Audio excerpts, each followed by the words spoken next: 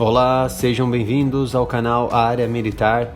Esse é o podcast Militar 5 e hoje vamos abordar sobre a situação de Maduro, que aparentemente venceu o primeiro round da queda de braço sul-americana. O impasse entre a Venezuela e a oposição, aliada a países sul-americanos e aos Estados Unidos, no final de semana passado terminou claramente a favor de Maduro. Houve confrontos, incluindo alguns bastante violentos do outro lado da fronteira, mas nada de muito aconteceu no resto do país. É bom lembrar também que enquanto alguns oficiais superiores e alguns soldados cometeram traição e uniram forças com a oposição, a esmagadora maioria dos militares venezuelanos permaneceu fiel a Maduro e não à Constituição do país. Então, finalmente, parece que Maduro e seus ministros foram bem-sucedidos na elaboração de como se fosse uma estratégia que combina bloqueios de estradas, um conserto no lado venezuelano e o uso mínimo, porém muito eficaz, da tropa de choque para manter a fronteira fechada. E o presidente interino, Juan Guaidó, que foi autodeclarado presidente do país venezuelano e apoiado pelos países sul-americanos, norte-americano, Reino Unido, esteve no Brasil nessa quinta-feira passada para conversas amistosas com o presidente Jair Bolsonaro no Palácio do Planalto. E também com o ministro das Relações Exteriores, Ernesto Araújo, no Palácio do Itamaraty, e também de diplomatas, com diplomatas da União Europeia aqui no Brasil. Então a gente está observando que nesse momento o Brasil ele procura um equilíbrio entre dar apoio político a quem reconhece como presidente interino e legítimo da Venezuela. E Bolsonaro fez declarações muito importantes junto com Guaidó em uma coletiva de imprensa e afirmou que o Brasil não regulará esforços dentro da legalidade e da tradição para restaurar a democracia na Venezuela.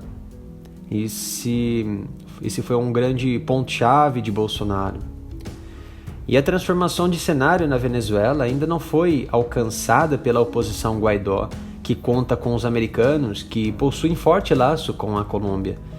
E você se depara com um grupo de Lima que descartou expressamente o uso da força em sua última reunião, mas para os Estados Unidos as opções militares contra a Venezuela ainda estão na mesa.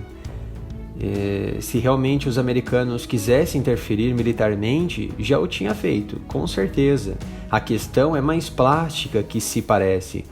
Então, ao invés da busca incisiva americana, é melhor trabalhar com o ditador modularmente para conseguir o que chamamos de restauração diplomática mais pacífica, para se alcançar a tão chamada restauração democrática no país venezuelano. Se bastam, por exemplo, um cabo ou soldado para dissuadir o Supremo Tribunal Federal brasileiro, que vem agindo de forma incompatível com seus deveres e direitos, bastam 2 destroyers ou um porta-aviões americanos, um porta-avião americano no Caribe, para dissuadir Maduro a pensar sobre o seu futuro, se viverá no paraíso ou no inferno. Mas nesse caso, a complexidade toma forma e supera o que chamo de simplicidade militar. Por outro lado, junto de Maduro, há países com uma grande potência militar, como o Irã, como a Rússia e um pouco da China, que já na reunião recente na ONU, os países vizinhos na Ásia, Rússia e China, recusaram novas eleições, os pedidos, na verdade, dos Estados Unidos de novas eleições na Venezuela, e foi recusada esse pedido ele foi recusado pela Rússia e pela China. E aí a gente já percebe a continuidade da palavra de Putin em que as nações internacionais não devem interferir nos negócios venezuelanos, nos negócios internos da Venezuela. De fato, o que é da Venezuela fica na Venezuela. É claro, se não houvesse tantos problemas recaindo sobre a América do Sul, que vem recebendo imigrantes a todo momento advindos da Venezuela. Então, meu caro Putin, sim, é problema de nações internacionais, além de colocar em risco toda a segurança nacional de membros do Mercosul. Está promovendo calamidade econômica, política, social e de saúde nas regiões de imigração. Aí eu fico imaginando no que a Rússia poderia fazer caso os americanos posicionassem as referidas embarcações. Talvez enviasse 2 bombardeiros Tupolev com caças de escolta, além de marcar uma reunião de emergência na ONU, e é uma possibilidade. Outro ponto é enviar bombardeiros e embarcações com mísseis até Caracas, transformando Venezuela em Cuba II. Claro que é uma outra possibilidade. Outra forma poderia acionar o Conselho de Segurança da ONU de forma emergencial para discutir o caso e dissuadir os americanos caso não retomem as condutas e deixem Maduro, certo? Resolver os problemas internos. Sim, seria uma possibilidade mais plausível neste caso, né? De marcar ali no Conselho de Segurança da ONU uma reunião de emergência, colocar algumas sanções, entre aspas, sobre os americanos, países também aliados a essa operação com os americanos, de forma a dissuadi-los, né? É uma outra possibilidade, para mim, uma possibilidade mais assertiva do que as outras. E porventura, quando Cuba recebeu os mísseis soviéticos lá na década de 60, os Estados Unidos já não engoliam mais as provocações cubanas e dos comunistas asiáticos.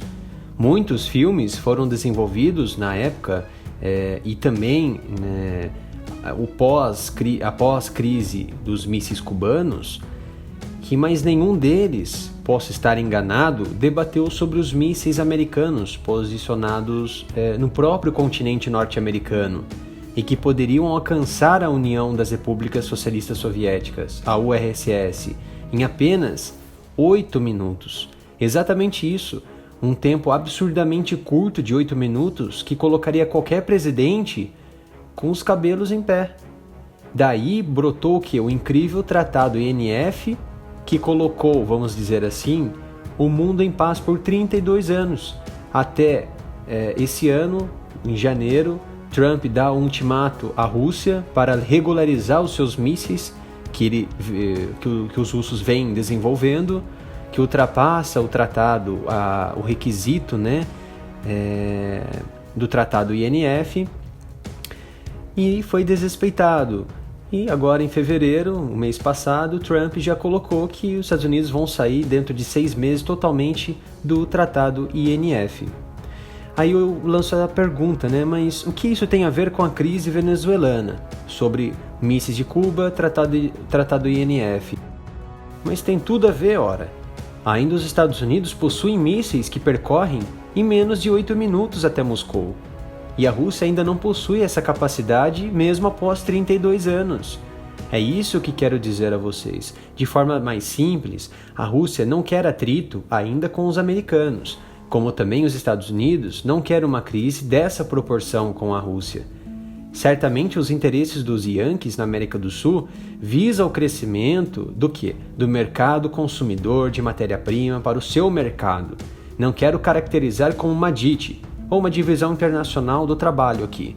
Estou colocando em prática o que vimos no domínio americano sobre o Oriente Médio, através do equilíbrio do barril do petróleo americano, o crescimento de sua economia, que hoje, né, está em uma ascensão absurda e assusta quem? Muitas entidades econômicas pelo mundo. Inclusive em janeiro deste ano, no começo de janeiro, o Fundo Monetário Internacional, o FMI, revisou sua previsão de crescimento global de 3,7% para 3,5% neste ano e de 3,7% para 3,6% em 2020, no ano que vem. A Christine Lagarde, se eu não me engano, alertou em Davos, que teve aquela reunião em Davos em que Bolsonaro compareceu, que após 2 anos de sólida expansão, a economia mundial está crescendo mais lentamente do que o esperado e os riscos estão aumentando. Então, essa briga comercial entre as duas potências, como a China e Estados Unidos, torna esse bilateralismo perigoso. E de uma hora ou outra, uma crise pode ser instalada. Para conter essa consequência perigosa, acordos de mercados externos são essenciais. Não é à toa que os Estados Unidos buscam incessantemente angariar ajuda a Guaidó para restaurar a democracia na Venezuela. Então, para mim, Rússia e Irã são os menores problemas dos Estados Unidos. Já o maior problema são os investimentos em uma intervenção que custaria bilhões de dólares por meses ou até anos, ao passo que a democracia na Venezuela é instaurada. Vamos continuar o quê? Acompanhando esse desfecho, vamos continuar acompanhando essas movimentações, melhor assim dizer, e torcer para que haja um desfecho favorável, com Maduro descendo do poder pacificamente, pois o imediatismo militar na região terá consequências para todos, inclusive ao Brasil.